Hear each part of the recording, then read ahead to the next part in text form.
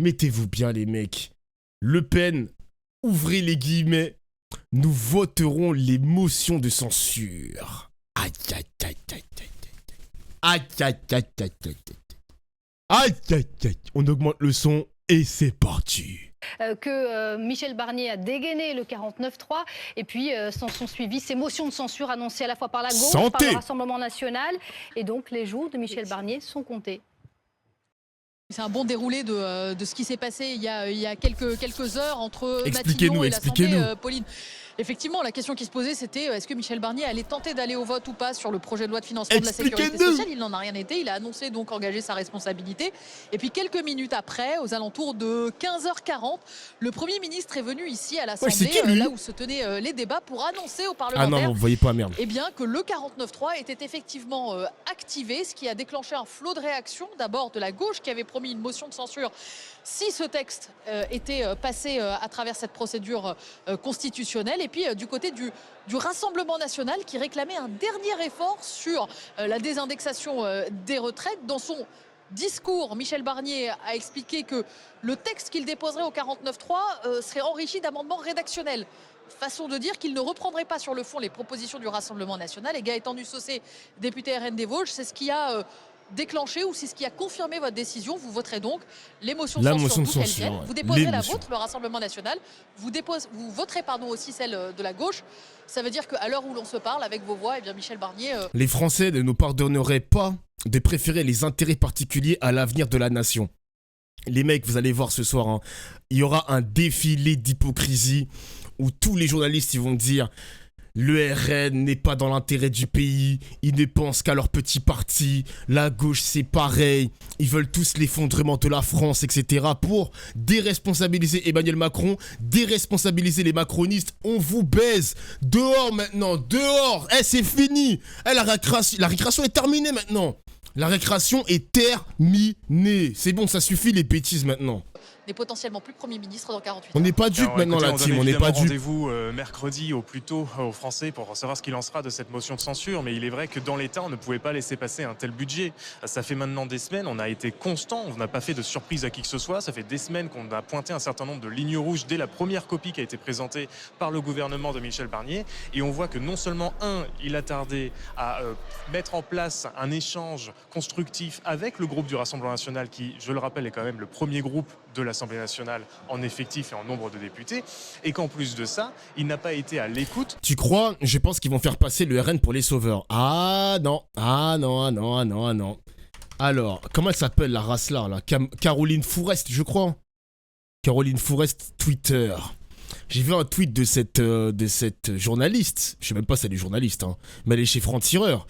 Elle a fait un tweet, elle a dit « La crise politique, c'est Marine Le Pen qui vient de la provoquer pour peser et tenter de se mettre à l'abri aux dépens du pays.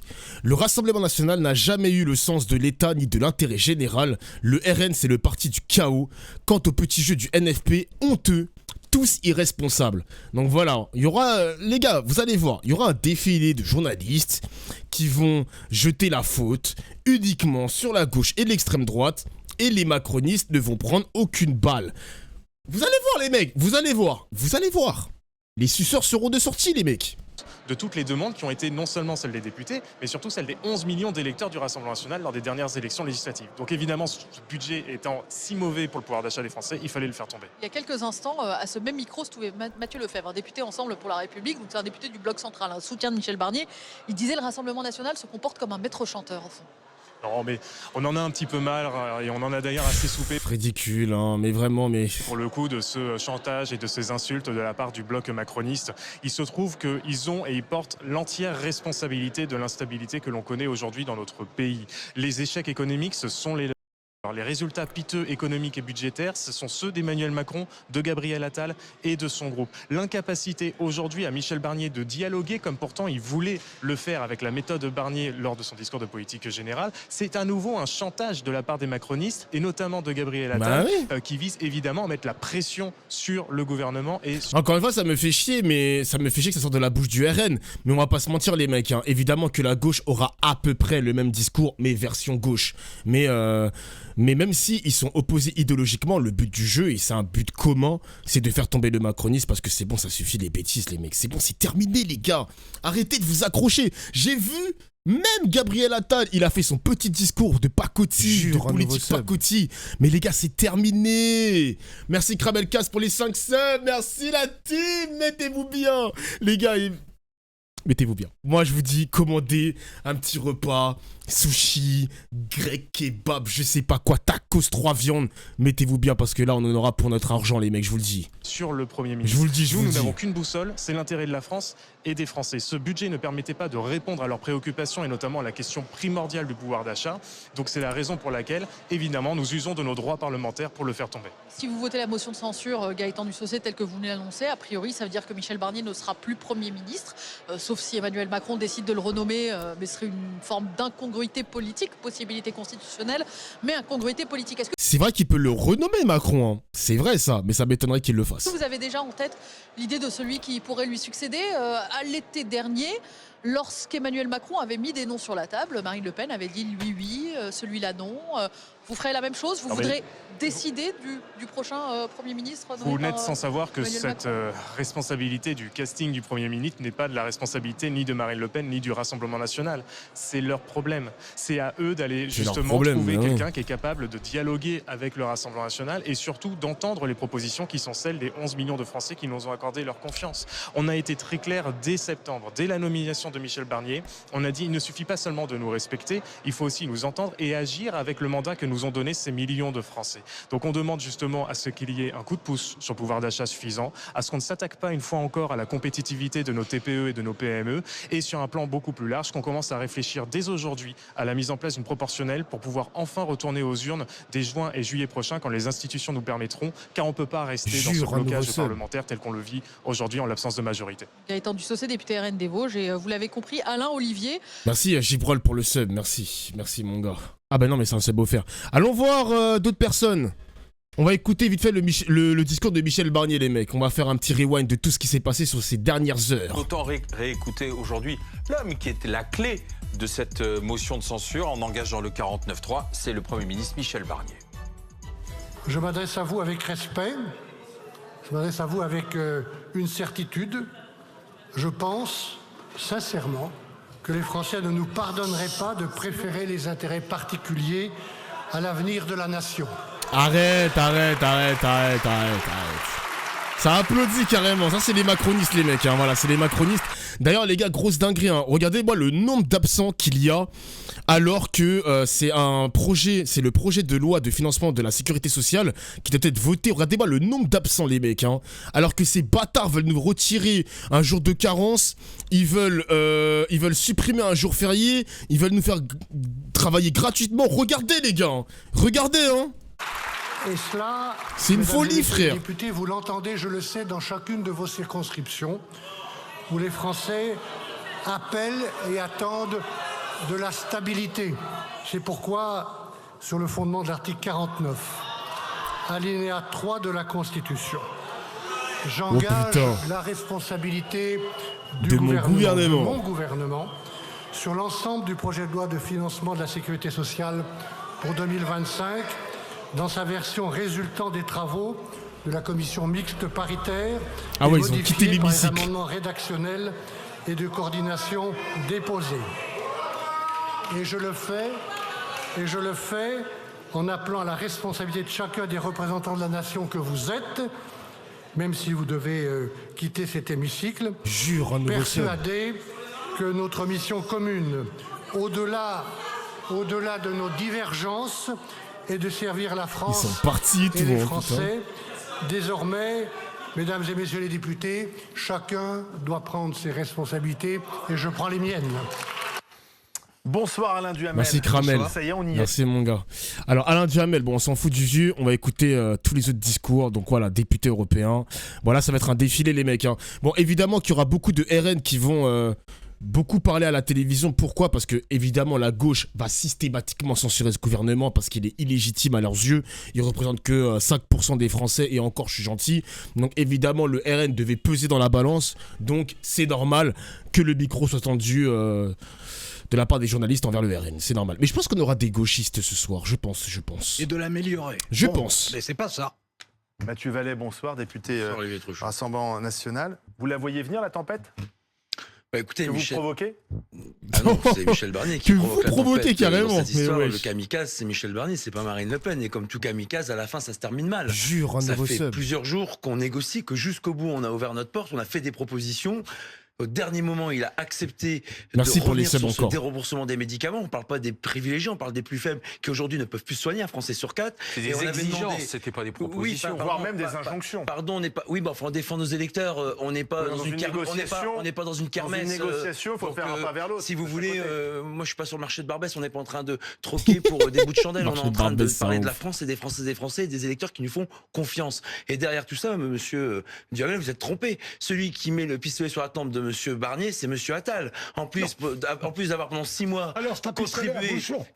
Oui, bah en tout cas, il n'a pas utilisé un pistolet à bouchon pour monsieur dégrader Attal les finances publiques. Bah, pendant 6 mois, Attal d'abord, pendant 6 mois, Michel Barnier. il a contribué à dégrader la situation financière du pays. Il n'a pas beaucoup assumé d'ailleurs au Sénat. C'est vrai, C'est ça. bien symptomatique de la C'est vrai. Macronie. C'est jamais eux, c'est toujours les autres. Et puis ils ont toujours raison envers et contre tous. Et surtout parce qu'il a demandé à monsieur Barnier de pas accorder non pas cette dernière demande du Rassemblement national pour faire plaisir à notre parti, mais surtout quand on a demandé cette désindexation, qu'elle soit supprimée des retraites, c'est pour protéger ces petits retraités qui gagnent à Jure, peine un un nouveau SMIC sub. et qui auraient vu non pas leur pouvoir d'achat augmenter au 1er janvier, Vous au n'avez 1er pas répondu juillet. à ma question parce qu'on a beaucoup entendu ces derniers jours la peur d'une tempête financière, le chaos, l'heure est grave, la France ne s'en remettra pas. Mais qui c'est qui Merci, dit Beast Boy. qui c'est qui dit ça Tout à l'heure. Ah bah oui, d'accord. Voilà, préciser qui de ses propos incendiaires. Attends, je regarde, Monsieur Cled. Barnier, en fait, c'est le pompier pyromane.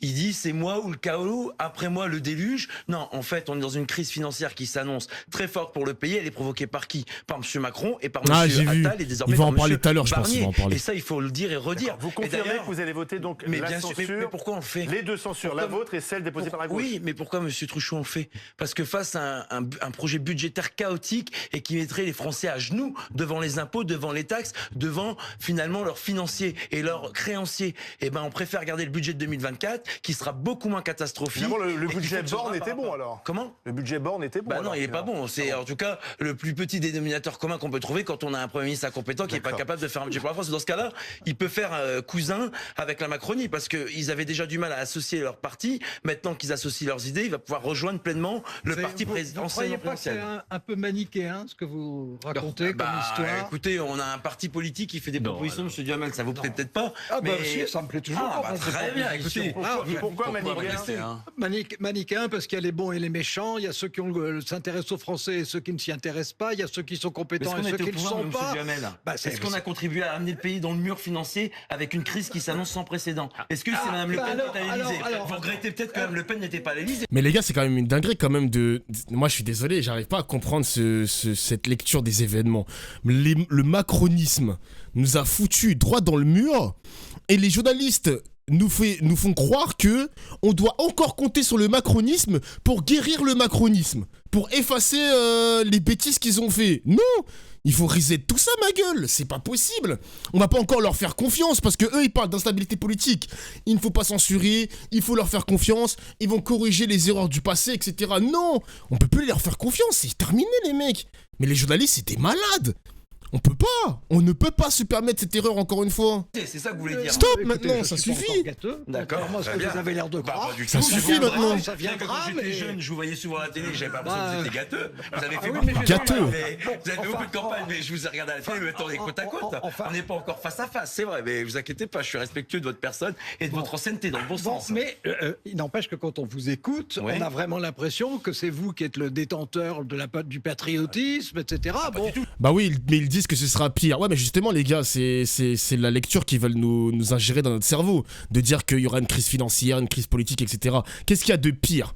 De subir une censure, donc d'avoir potentiellement un nouveau président, d'avoir un nouveau premier ministre, etc.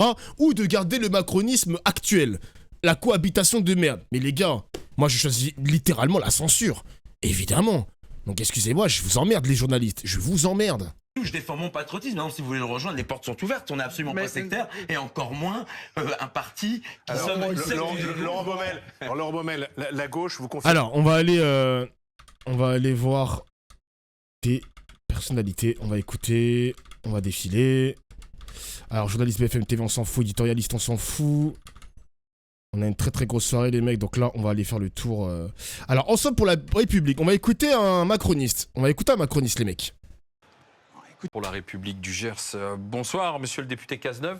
Donc, vous venez d'entendre, donc finalement, c'est perdant-perdant. Et vous voilà dans la mouise maintenant avec. Il allait dire dans la merde. Écoutez, c'est surtout la France qui est dans la mouise. Et c'est ça qui m'interpelle, c'est ça qui me gêne. C'est l'image que nous avons renvoyée. Et si effectivement la censure est votée, ce sont les conséquences pour l'investissement de nos entreprises, pour l'image de la France, pour notre dette, les taux.